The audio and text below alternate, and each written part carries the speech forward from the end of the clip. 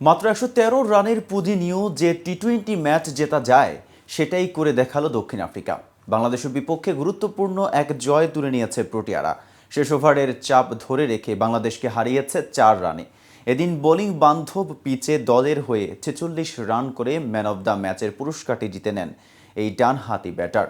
কিন্তু ম্যাচ শেষে ক্লাসেন জানান এখানে আর কোনো ম্যাচ খেলার ইচ্ছে তার নেই।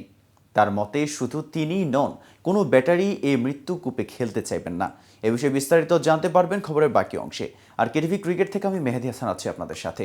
এবারে টি-20 বিশ্বকাপ যেন সংক্ষিপ্ত সংস্করণের ক্রিকেটের ধারণাই বদলে দিয়েছে। ৪ ছক্কা উৎসবের জায়গায় বল প্রতি রান করা নিয়েই চাপে পড়েছে ব্যাটাররা। মূলত যুক্তরাষ্ট্রের ড্রপ ইন পিচ কঠিন পরীক্ষায় ফেলেছে ব্যাটারদের। বিশেষ করে যুক্তরাষ্ট্রের পিচে টিকে থাকাই দায়। কিছুটা রান আসছে ডালাসের গ্র্যান্ড প্রেরিতে, কিন্তু নিউ ইয়র্কের নাসাউ কাউন্টি স্টেডিয়ামের পিচ ব্যাটারদের জন্য যেন মৃত্যুকূপ। নাসাউ কাউন্টি স্টেডিয়ামে ১২০ রান তোলাও অত্যন্ত দুরূহ ব্যাপার হয়ে দাঁড়িয়েছে। এ মাঠে ভারতের বিপক্ষে ১২০ রান তুলতে ব্যর্থ হয়েছে পাকিস্তান।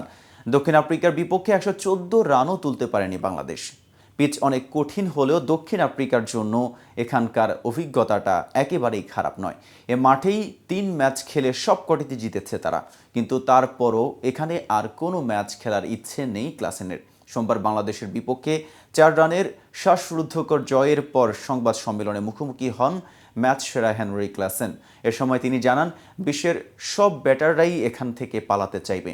বাংলাদেশের বিপক্ষে ৪৪ বলে ৪৬ রান করে ম্যাচ সেরা হওয়া এই ক্রিকেটার জানান বোলাররা এমন পিচ পেয়ে খুশি হলেও ব্যাটাররা এখান থেকে পালাতে চাইবে, কেউই এমন কঠিন পিচে খেলতে চাইবে না। ক্লাসেন বলেন সব ব্যাটার এখান থেকে পালাতে চাইবে, বোলাররা যদিও থাকতে চাইবে, তবে আমরা আমাদের কাজ করে দিয়েছি। এখানে ৩টে ম্যাচের মধ্যে ৩টিতেই জিতেছি। খুব কঠিন কাজ ছিল। যুক্তরাষ্ট্র পর্ব শেষ হওয়ায় স্বস্তির নিঃশ্বাস ফেলতে পারেন ক্লাসেন।